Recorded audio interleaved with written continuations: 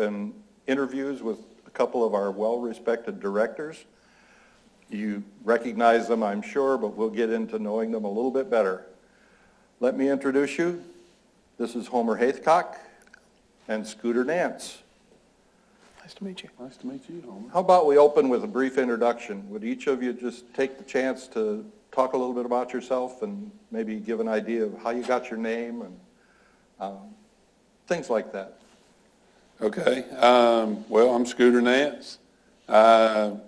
My real name is Robert Nance, and I got my name when I was 3 days old when my grandfather came to see me in the hospital, and he said he looks like a scooter, and that name has stuck with me all my life. So I really thought by the time I got out of college that it was time to be older and more mature and professional and just kind of let it go, but it's followed me everywhere I go. So I've been Scooter, like I said, all my life.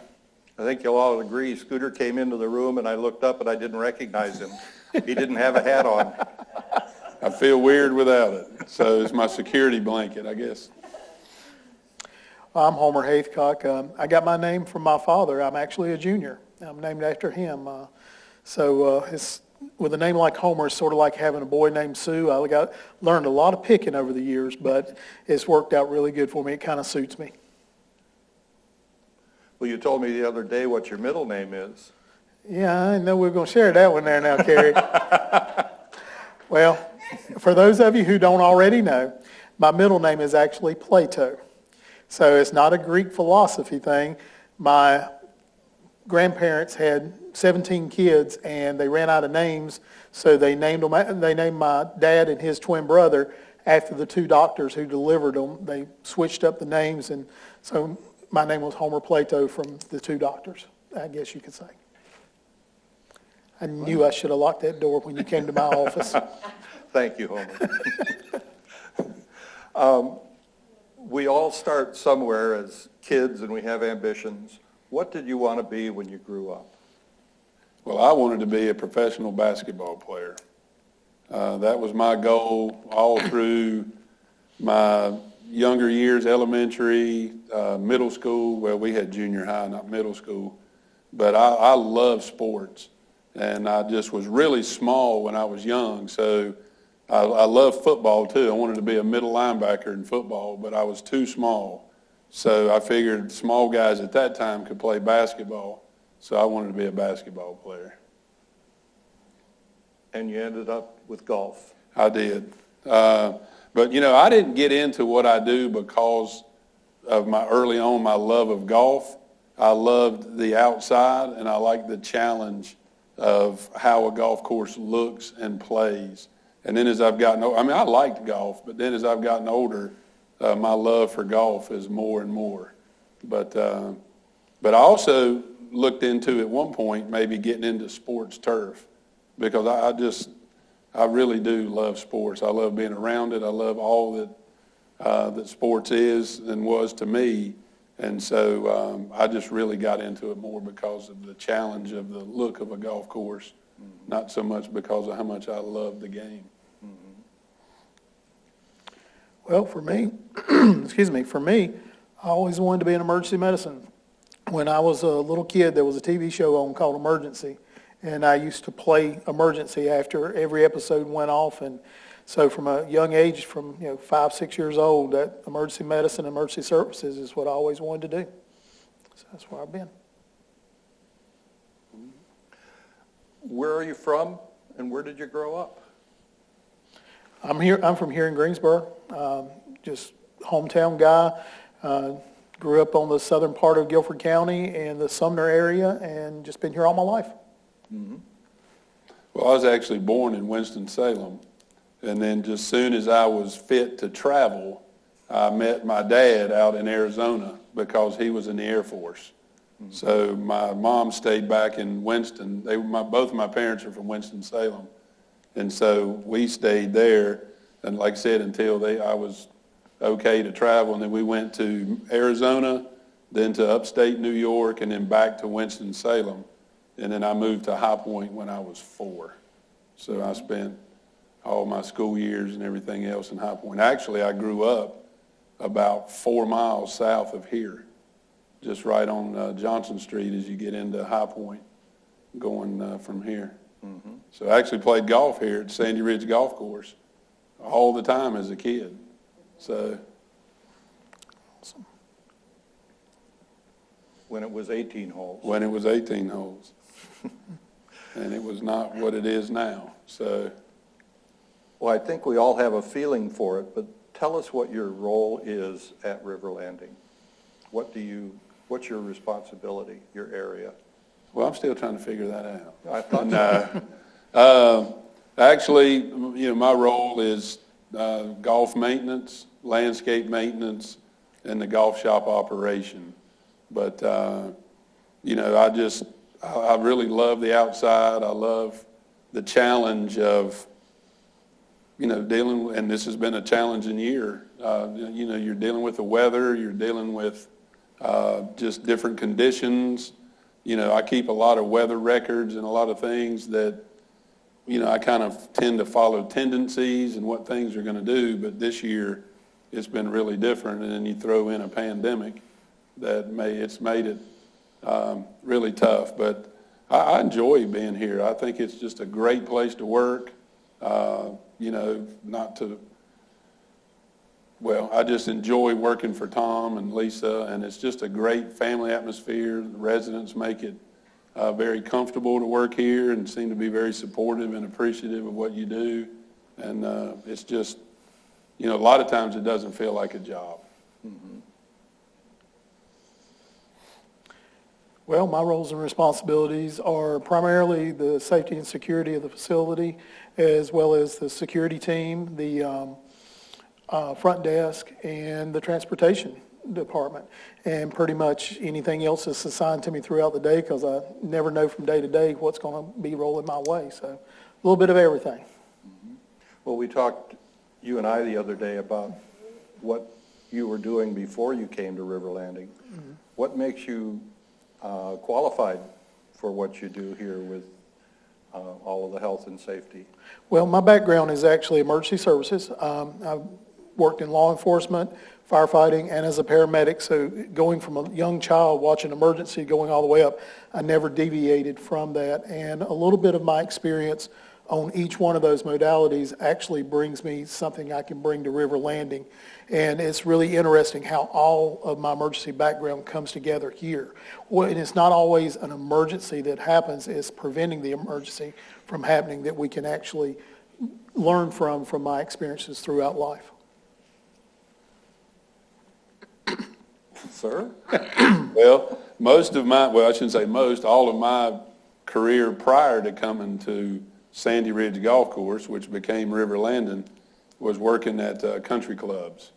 But the thing that was really interesting is when I was in college, I had the opportunity to double major. I went to be, all I wanted to be was a golf course superintendent. After I had to give up my not being a basketball dream, when I realized I couldn't run, jump, or do a lot of those things, then when I finally really realized that my passion was golf course maintenance or just that type of maintenance, when I went to NC State, my academic advisor said, look, golf is big, but there's, these gated communities and all. You might want to look at getting a double major, not just in turf grass management, but in landscape and flower technology, which really didn't require me to do, I didn't have to go any longer. Both of those fit with electives and requirements. And so I said, okay, I'll do it. And so I knew I'd been working on a golf course probably 2 years before I finally went to school and got my education and degree in this. And so I knew a lot about golf maintenance. I didn't know a lot about landscape maintenance or nursery production. And so it was super interesting to be there, because we had to grow from scratch and provide to local garden centers Easter lilies, poinsettias, Christmas cactuses. We were even doing hydroponic fruits and vegetables at the time. We were growing cucumbers and lettuce and different things like that. which was really, really interesting. And so it was really neat the way I feel like, the Lord just worked out that I had the opportunity now to do two things that I really like doing were the golf and the landscape when Presbyterian Homes bought Sandy Ridge Golf Course. So, years ago, my advisor was wise and pointing me in the right direction to be able to do the job I have now. So it was really cool. So do the residents come to you now when they have cutworms in their tomatoes? And, Well, unfortunately, when I got out of school, I didn't do as much of that as I do now. But it's been fun to get back into that. So, yeah. I think I've already answered that question. Okay, good. Is there a typical day for you? I know this is somewhat along the same line, but is there a typical day for you at River Landing? I'd like there to be a typical day, but, it's, no, not really. I didn't think so. They're not. As much as I'd like to say there is, they're not. Well, I know you're here at dark 30 and you usually leave about the same time in the evening. I've seen you on the lawnmower at 6 o'clock, and I've seen you checking the greens at 6 a.m. Yeah. So your days are long. Well, they are in the growing season. Like now, things are slowing down a little bit because it's getting dark now at 5, so I can go home then. But, no, I'm kidding.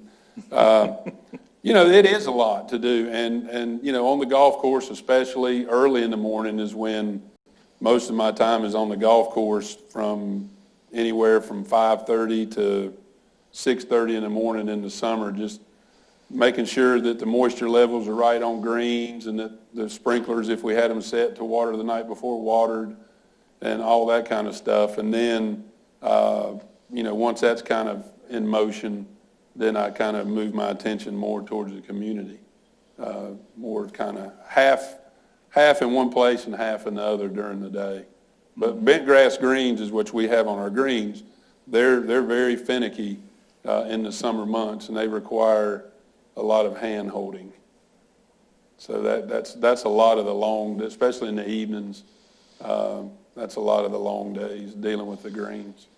Mm-hmm.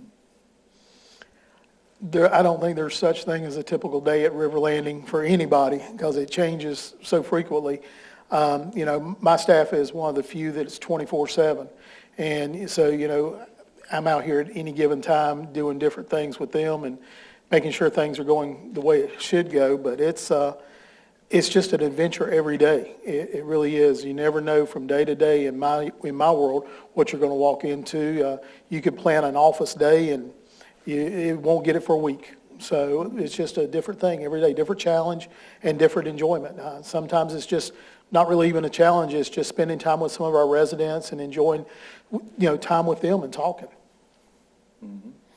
And then somebody pulls their cord and you're off and running. And here we go. Yep, it's definitely a response. Do you have talking about not a standard day, do you have a memorable day? Some memorable event that occurred? Well, for me, there's quite a few of them. There's quite a few of them, but the one that I remember the most is we had a resident who is no longer with us, and he tried to dry out his wallet in the microwave, and it smoked up 3 hallways and his apartment. It took us a while to get that cleared, so that was something good. Well, I hesitate to bring this up, but there's people in the room that know what this is. But my most memorable day here at River Landing is when I evacuated the healthcare center. We were putting in the fence and the playground equipment for Shepherd's Way, and in my hard-headedness and sure that I knew where everything was, I hit a major gas line with the Bobcat drilling the holes for the fence. And we couldn't find the valve to cut it off. And so we had to evacuate the healthcare for just a period of time. But I really thought that was my last day at River Landing. So, but yeah, I'll never forget that. I heard about that one, but I didn't think you'd bring it up. Hey, it's been so, I mean, heck, it is what it is. So, but, yeah, that was a very memorable day. As busy as your lives are, how do you pace yourself? You want that? I'll take that one first. Mine is work-life balance. Coming here has allowed me to have a time that I can spend with my family, my church, and things of that nature. That's how, when I go away from here, I've got a team that I can rely on that I don't have to worry about it. And I know the only time I'm going to get a call is if there's an emergency. And it gives me time to relax and just declutter my mind and just enjoy life. That's how I go day to day. Yeah, I'm not the best at that. But I have a very supportive wife and family. My kids are older. They're out of the house and married, and they still live in the area. And I still have an opportunity to do a lot of things because I do have the flexibility here to be able to do those things. But I also have the opportunity. We just started Monday. I helped coach a varsity girls basketball team, and we started practice yesterday. And of course, it's a little bit different now with the pandemic, but that's kind of a break from here. It kind of gets my mind on other things. And then I also coach a golf team in the spring. So kind of our off season is kind of a time when it gives me the opportunity to recharge my batteries, if you will, doing other things. But also, too, I do enjoy my church. My wife and I lead a community group, as it's called, kind of like a Sunday school class, and we have the opportunity to do that. So there's opportunity to have a good work-life balance. I just have to choose to be better at it.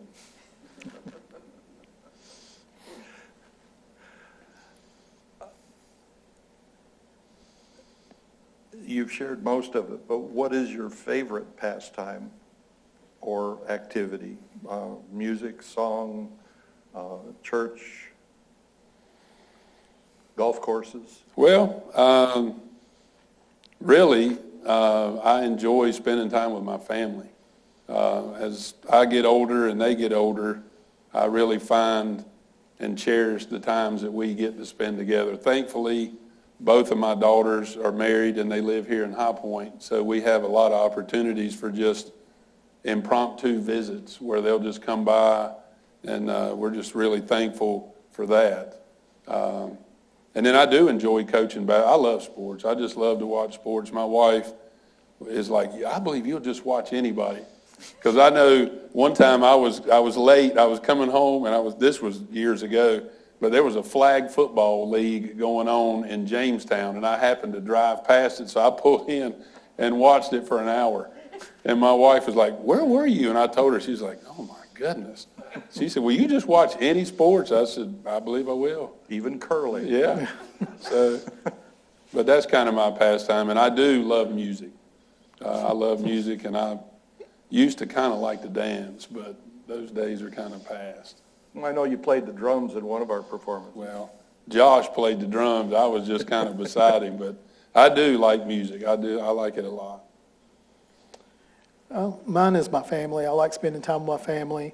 My biggest hobbies are, I like to work on cars, fix them up, resell them type thing, flip cars. That's one of my pastimes. My church is a big pastime for me. And this time of year, I hate to admit it, but the Hallmark movies. I'm addicted to Hallmark movies. I love to watch the Christmas Hallmark movies. It's just kind of a good getaway. You know how they're going to end, so if you miss something, ain't that big a deal. Well, in a little bit different direction, if the details were taken care of, and maybe you've given some thought to this question, who are 3 people in all of time that you might want to have a meal with, and why?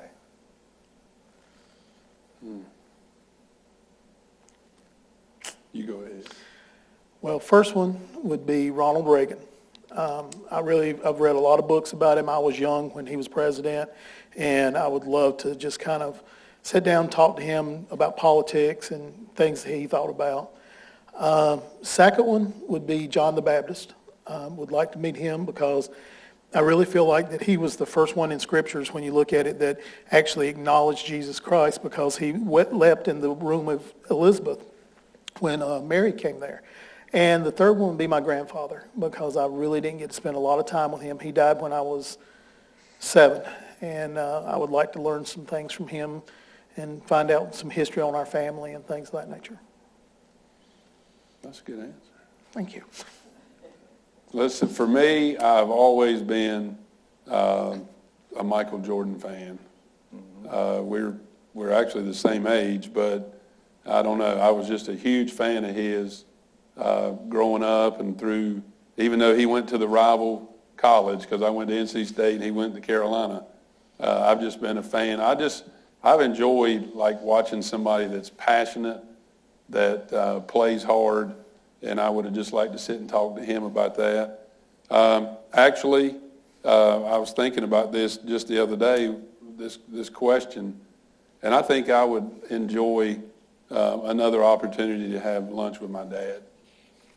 I miss him, and I think about him more now than I have. He's been passed away probably, I think it'll be 6 years in June, but just the time that I've missed, I would like to kind of catch back or just talk to him more about his life, because I just took kind of for granted that he would be here longer than he was. And then the third person, I don't know, maybe Billy Graham. I just enjoyed his preaching. I enjoyed his style of preaching. At least when I was a kid. He just seemed to kind of be able to reach me, and even though I wasn't saved at the time, I enjoyed what he was all about and how he has just lived a model life from a Christian standpoint. Very good. Well, we're about finished, and I just want to ask, was there anything that you might have expected to be asked that wasn't? Any surprise questions or answers that you might want to share? No, not really. I think you hit on quite a bit. Yeah. I think it was some good questions. Okay, well, thank you both for agreeing to this interview. Thank you for having us. Thank you for all you do for River Landing and all of our residents. Well, thank you. Thank you for having us today. Yeah. Thank you.